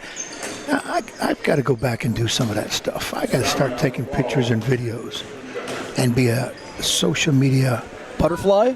not a butterfly, but content creator. Free throw is good for Adama Alpha Ball, Portsmouth Sports Club. Or I could be a rapper with that name. That's kind of a cool name, content creator. Oh, I thought you said Adama Alpha Ball. That's a pretty cool name, too. Foul shot is good on the second attempt just as well. I'm going to stick to basketball. Might be a good idea. I was a free agent this year. I'm looking to get back into coaching. Anybody out there needs a head basketball coach? Well, I'm available. We have agents here, so we'll get our agents to talk to those agents, and we'll see if they can work out a deal. Traveling violation, but let's get serious now, because with 5.5 minutes to go, it's a 2-point game here, and now the evaluators really take an extra peek. Some of them have been looking at the laptops and the phones here, but when it gets to crunch time, under 3 minutes to go, clutch time as they call it, this is where you separate the men from the boys, as many like to say. Well, you're going to separate players that are serious into their game than those that are just go in the corner and hide. Now, how about I'm that not lob sure somehow how that being one scored worked. by Cameron Matthews? Try that again. They say, no, we don't want to. We'll just take the basket instead. That was an alley-oop thrown in the middle of the backboard, and whoever can go get it. We had another. And that one just spun out, nearly broke the tie, but instead we play on at 67 apiece. Bamasil pulls it out. Matthews kicks it out. And Adama Alpha Ball's heel touched that out-of-bounds line. We've talked about it before, calling different championship games for the playoffs, Ed, that the mixture of lines when you come to a play this one, especially Church, when you have the orange line, the white line, the black lines, it can be confusing. And sometimes players don't always realize, we see it even in the NBA games, that heel in the college NCAA tournament games, that heel can sometimes hit that out-of-bounds line, especially in the corner area. Well, the corner area has the shortest distance between the NBA 3 and the out-of-bounds line. It's not a whole lot of room there, so if you're not paying attention, you'll easily step out of bounds in the corner. Wrestling match down low, and it's going to be Umar Ballo drawing the foul on Musa Cisse, and that's a physical wrestling match with two guys 7 foot tall or bigger, 225 plus pounds or larger. In Ballo's case, he's 265, so he's got the bulk on Cisse, who's listed at 225. Yeah, Cisse is more finesse, big man. Ballo is definitely more of a power, big man. So it's a good matchup to watch because they both go at it. You know, you say, well, how could these big fellas not be a number one pick, a first rounder? You know, in their careers, they're not quite what everybody thought they would be. I think they're good players, but they're not great players for whatever reason. But does that mean they can't play professional? No. I'm telling you right now, Matt, when you're big and you got some ability, you are looked at harder and quicker than the smaller guys. You can't teach height as Asabor heads to the bench and Ghassan comes in. And another thing to remember is, too, your flaws get more accentuated by the critiquers out there, the evaluators, Yes. more than your strengths necessarily. And that's not necessarily how it maybe should be or you like it to be. It's just the reality of it, as the second free throw is good for Ballo. Both aren't your over-the-top great foul shooters or guys that will put it on the floor. And as we talked about before, the way the professional game is played, both overseas, in Europe, internationally, in America here, that it requires you being able to handle it and play at Yes. the three-point line, guarding the three-point line as well as shooting it. As underneath, it's going to be kicked out, stolen away. Ace Baldwin with the theft, and now it's going to be tossed over to R.J. Felton, whose pull-up jumper won't go down, rebounded by Chucky Hepburn, so it remains a 2-point game. 3 from the wing for McMillan. It hits the front end of the rim. Offensive rebound for Cisse, and he throws it over the head of those on press row, including Shane Baroner, and fortunately he did not knock out Shane, and I think it's Walker Duke and some others that are watching. Shane, you got to catch it and shoot it. I mean, that was your one opportunity to get in PIT history, first sideline attendant to catch and score in a game. Going to be inbounded from the side here with Zeke Mayo. 2-point game. Ghassan's three ball is going to rim out. Chucky Hepburn on the move now as we near 4 minutes to go. 2-point lead for Portsmouth Partnership. Now, what? There's what I wanted to see, Matt. I was about ready to say, we're taking too many quick threes that weren't going down. Somebody get it to the hole, and just as I'm thinking that, there we go, and we got tie game again. It's not a 2-point lead anymore thanks to Chance McMillan of Texas Tech. He out of Vallejo, California. Ballo hands it off to Baldwin. His three ball. Off the mark, and we've got a whistle going the other way. So just like that, we get Our 5th tie of the contest, and this one could be going down to the wire, much like the 94-93 win for K&D Rounds in last night's semifinals against Portsmouth Partnership and the 82-80 escape for Virginia King against Portsmouth Sports Club. These two teams have been in close battles, and we might see one coming up later on in our championship game too. Yeah, I like, you notice as each game went on today, it got closer and closer. You know, the teams that are a little mad that they lost and could have been in the championship game, coming back and playing a little harder. 8 on the shot clock. Cameron Matthews leans in. His runner won't go. Rebounded by Ace Baldwin. Partnership trying to break the tie. Their biggest lead today was 14 back in the second quarter. They go down low to Ballo. He's got 10 points tonight. 5 rebounds as well. Working on Cisse. The help comes over with Cameron Matthews. And how about his play to try to get a steal? Zeke Mayo's got it. Mayo with 14 to lead Partnership. But the shot clock's running down. With 1 head fake, and it's going to be a shot clock violation, and that time Mayo got put in a bad spot, but he also didn't help himself out either. Yeah, that shouldn't have happened in terms of use some other people in there when you're not coming down. He was so bent on getting the shot off when I think he could have used somebody inside. Timeout now with 2:50 to go. We're deadlocked at 69 apiece with Partnership and Sports Club, both from Portsmouth at the 71st annual PIT.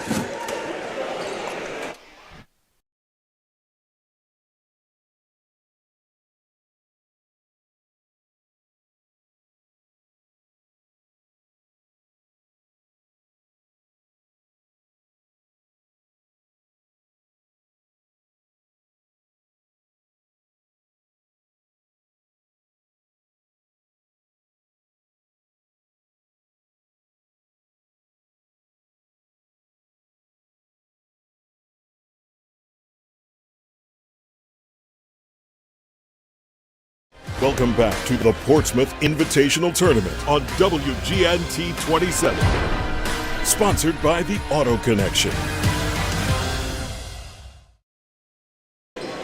Under 3 minutes to play. It's getting with Portsmouth Partnership, Portsmouth Sports Club. A fierce battle here for the third place consolation matchup with the coach Ed Young, Matthew Hatfield here for you before the championship game. That's right. Tug on the chain. It's nervous time if you're rooting for one of these two teams. If you got a, they say, dog in the race here. But what are you looking for, Coach, in this last couple of minutes to decide who comes out on top? Maybe a player or two to watch out for, or something that can swing the tide in one direction. Well, first thing you're going to think of is high pick and roll, potential wing pick and roll, because it causes the defense to respect the move. Now, we also got a bunch of three-point shooters who probably are used to in their own setting to come down and get that open shot if it's there, so they may look for it. But I like the idea where you make the defense have to play you and have to think what's going to happen, because the more you think on the court, slower your feet are, reactions don't work well. On this Saturday of Easter weekend, some exciting NBA playoff action earlier today. Denver rallying to beat the Clippers. Yes, called it. Milwaukee falling to Indiana. Not good. Chucky Hepburn's got the basketball. Stolen away, Ace Baldwin. Believe your comments of good, not good alone for right now. Baldwin's got it. Baldwin gets it over to Mayo. Ballo set a screen and disengaged quickly. Head fake for Mayo. Fall away. Oh, that was money. And Zeke Mayo gets the basket to go. He's up to 16 points and really the one that's orchestrating a lot of the offense. Made up for that shot clock violation previous time he touched it. 5 assists today, showing he's not just a one-dimensional, one-trick pony as a shooter. Here it is, a missed shot but a foul, so a couple of free throws forthcoming now for Moussa Cisse, who in this game has been the main force offensively with 17 points, 6 rebounds. Chucky Hepburn's got 13 points, 9 assists, 6 rebounds, working on a double-double and perhaps a triple-double if this requires more than regulation play. As Cisse goes to the line, and we remind you from the foul line, Cisse in his career 43.8%. You know what's also odd about him as he misses the first year? The number of starts in his career decreased from each season, 28 to 26, 20 to 17 to 16, and he started off at Memphis, 2 years at Oklahoma State, 1 at Ole Miss, wrapped up at Memphis, and a couple of subs now as Ball and McMillan head to the bench. Chance to get his team now within 1 for Moussa Cisse. I like his energy. I like his movements. No, he's not a great foul shooter, I guarantee you that, but he makes up with some other things. You transfer a lot, I think it takes some things away. I mean, that's just old school opinion that, try to get somewhere where you can play, you're going to play, and make it work. But today's game at the college level is not necessarily that way. Zeke Mayo has the basketball.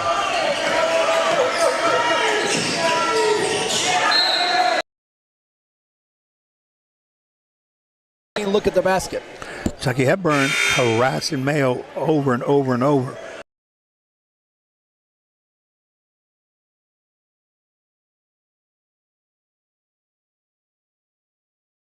Partnership while David Gasson heads to the Pine. 4 double-figure scores for Portsmouth Partnership, 2 for Portsmouth Sports Club. But even though there's been more balance for Partnership, a chance here.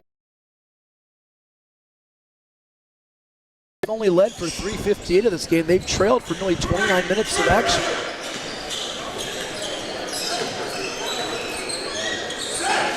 Hepburn has it, being guarded by Meshack. One of the top on-ball defenders in all of college basketball from this past year. Ball with 1:27 to go. 5 on the shot clock. Switches from left to right hand in the lane, leads in off the backboard, doesn't hit rim, almost a shot clock violation. The follow, no good, and the rebound comes out to Great Osobor. Up ahead to Jemai Meshack. Little jump pass over to R.J. Felton. That's the guy you want to go to, and he gets the friendly roll. A beautiful roll. R.J. Felton with the roll. It's a sweet one, 73-70, as the basket is counted for 2. And he gets a little hug from his teammate there, and Ace Baldwin. Don't have to play for the 3 right here. No, they get your best shot. 1 minute remaining. Kick out to Hepburn for a chance to tie. Oh, that one rims out. Rebounded by Meshack.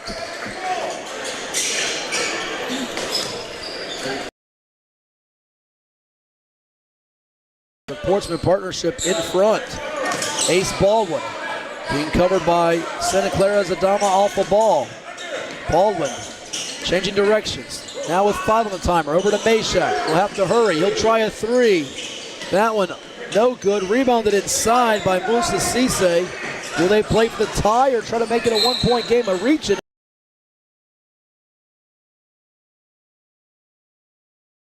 Partnership foul charge number 35, Grady Osobor, is 3rd. It's Osobor's 3rd foul and the team's 5th foul, I believe. So a couple of free throws now for Cameron Matthews.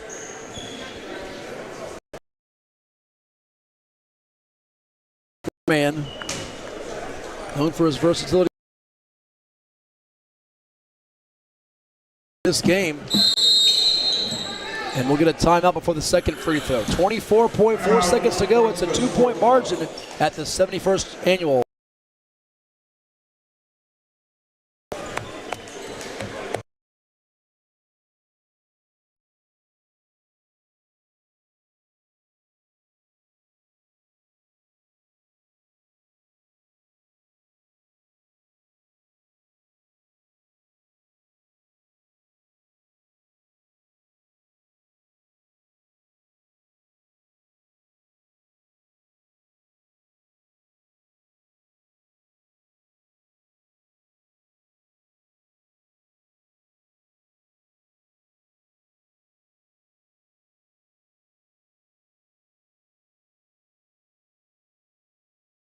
Welcome back to the Portsmouth Invitational Tournament on WGNT 27.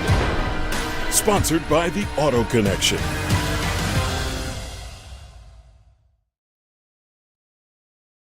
.4 seconds to go.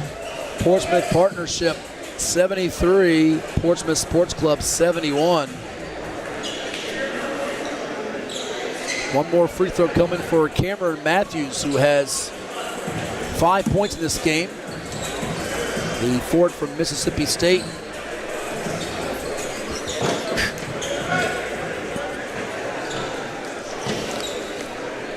Free throw good or not here, Coach? What's your thought process with the Portsmouth Sports Club? Are you wanting to get a quick foul? You certainly try for the steal, but the game clock and shot clock are almost identical, so you can't let them play it out entirely. Yeah, because you got to make. He's getting 2 free throws here. You got to make the free throws. You got to make 2 free throws, and then we go from there. Well, here's the second one after he made the first. Cameron Matthews at the line. It's no good. Rebound is collected. Now, Omar Ballo. I think I see what they were trying to do, but they didn't get the foul call. And now a quickly whistled reach-in as R.J. Felton will be going to the line to shoot a pair. Foul is charged. Not so sure that wasn't supposed to be missed on that free throw. Cameron Matthews shot it up high, trying to get a high bounce, maybe for a rebound, so it could have been an attempted miss on that second free throw.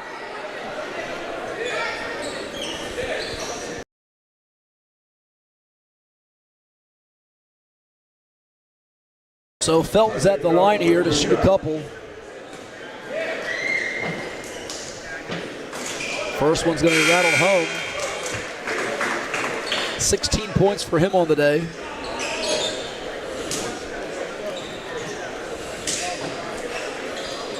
.6% from three-point land for him this season. He made 235 threes in his college career.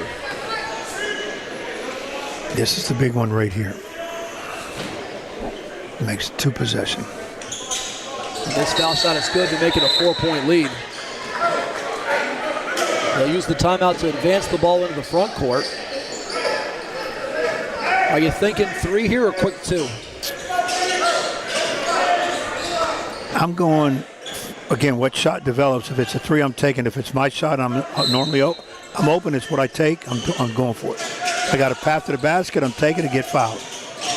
Or nothing. There's a steal as it comes out to R.J. Felton. Think he's locking up his spot on the all-tournament team here at the Portsmouth Invitational Tournament with the way he has performed all week long. 17 points and 7 rebounds today to go with what he's done over the last few days. 22 points in his debut, and last night, phenomenal with 25 points, bunching almost all of those in the first half. Yeah, he has, I think, really showed out that, when you're going to talk about top players in this year's tournament, his name has to be said quickly. Well, free throws here would have helped him surpass, I believe, Janelle Davis. This is the first. So he needed 17 to go past. No, 18. You're right, 18. Believe he just went past him with that I think free so. throw. I Yes, think that was one it. puts him ahead. He's up to 18 with that successful foul shot. Now has 65 points. 10 seconds to go. Come on back for the finish from the PIT. Portsmouth Sports Club.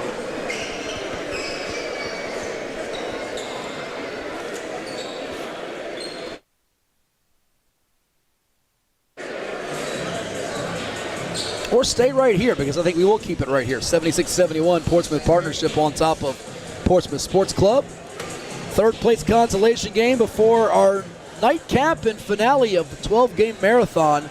Jenna King and K&D Rounds squared off for the title coming up tonight. Your overall impressions, Coach, before we put this one to bed. A 5-point lead here. Portsmouth Sports Club still has a chance. They've got to get a 3-point shot to fall, you would figure, here, trailing by 5. Well, I've seen larger leads, less time be overcome, but that was in the NBA. And I think a kid by the name of Reggie Miller had something to do with that. Don't think Reggie Miller is on the court today, so this should be a wrap-up. But, I commend both teams. I think they went at it hard today, did their thing. Some shots failed, some didn't. So it's what you go with. These kids, when they come to these kind of tournaments, you got to give 100%. You've got to be able to. I don't care if you're playing 3 games in 3 days, 4 days, whatever it is. You're here to show. It's a audition for a chance to continue your career on a professional level. Of course, everybody wants NBA, but there's other leagues you can get paid in and play. 4 of 25 from deep. Portsmouth Sports Club is today. Joe Bamisil is 2 of 7. He's the only one with multiple makes from 3, so he could be the guy they try to locate.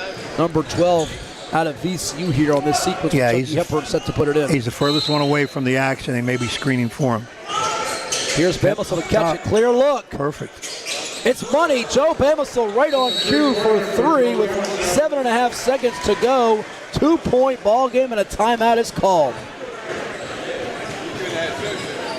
We'll keep it right here with 7.5 seconds to go. 2-point lead. We watch it again here, Ed. Hepburn gets it. You see the great screen action set by Cece, and he knocks it down. Yeah, they had everybody away, which you knew they were going to turn. And then if he wasn't open, I think they were going to go in that corner. They didn't need it. And, of course, cool customer, wide open, bam. That's what you want to see. If a kid that can normally do that, you want to make sure in a situation like this, can he come through? And that's coming through big time. It really is. So 2-point game here. You don't want to turn it over if you're Portsmouth partnership. And in terms of free throws, your first preference would be Ace Baldwin because he's a perfect 5 of 5 today. Your second option might be R.J. Felton, who's 3 of 4. Next best foul shooter is Matthew Cleveland at 3 of 3. If I'm Portsmouth Sports Club, I'm fouling immediately, and depends on who they have on the floor. The first guy I'm grabbing is Ballo. No question about whether he's in the front court, back court, sideline, wherever. I'm fouling him. I'm going to let as a coach, I'm letting the referee know we are going to foul. So don't call intentional. We're going to foul. Of course, supposedly you got to make plays for the ball where it is intentional. We'll see if they can get a steal, though, because that could you're going to take the lead. 7.5 seconds to go. You're down 2. You're going to have to get in people's face, and you can't let them take 2, 3, 4, 5 dribbles. The game's over. You're going to have to foul quick. And I don't see any poor foul shooters on the floor. They took them out. Follows off the floor right now. Going to be inbounded by Zeke Mayo. He gets it into Ace Baldwin, who's hit right away. Sandwiched in between Chucky Hepburn and Lucy Cisse. So the 6'1", 190-pound guard out of Baltimore, Maryland, who shined for Penn State in the Big Ten, will try to ice this one. If he knocks down both, it pretty much puts it away. 1 of 2 leaves the door open for Portsmouth Sports Club. Right. Again, you talk about clutch situations. We need both free throws. Trying to kind of take it out of doubt a little bit. So we want to see what a kid can do. First one is nailed.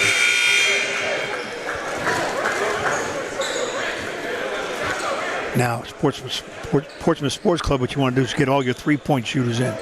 Whoever you consider your best three-point shooters, get them in this game. They're just 5 of 26 from way downtown today.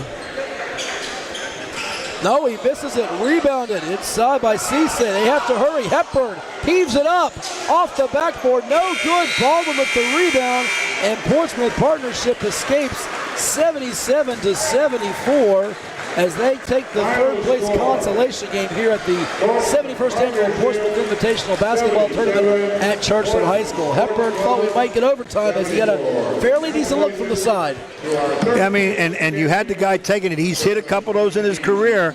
That one had a little bit too much muscle on it, a little bit too much oomph on that shot, but they still had a chance to win right there in the last second. It was not a crazy shot, but a little further away than what he wants. So, again, I commend both teams. So that wraps up our third place game. I want to thank my partner, Coach Ed Young, and our entire camera crew from Joe Allen and Tori Bailey, as well as Brian Martindale, William Warfield in the truck for Prep Spin. And for those watching on WGNT TV, this is Matthew Hatfield signing off from Portsmouth, Virginia. Stick around, our championship game from Churchland High coming away from the PIT.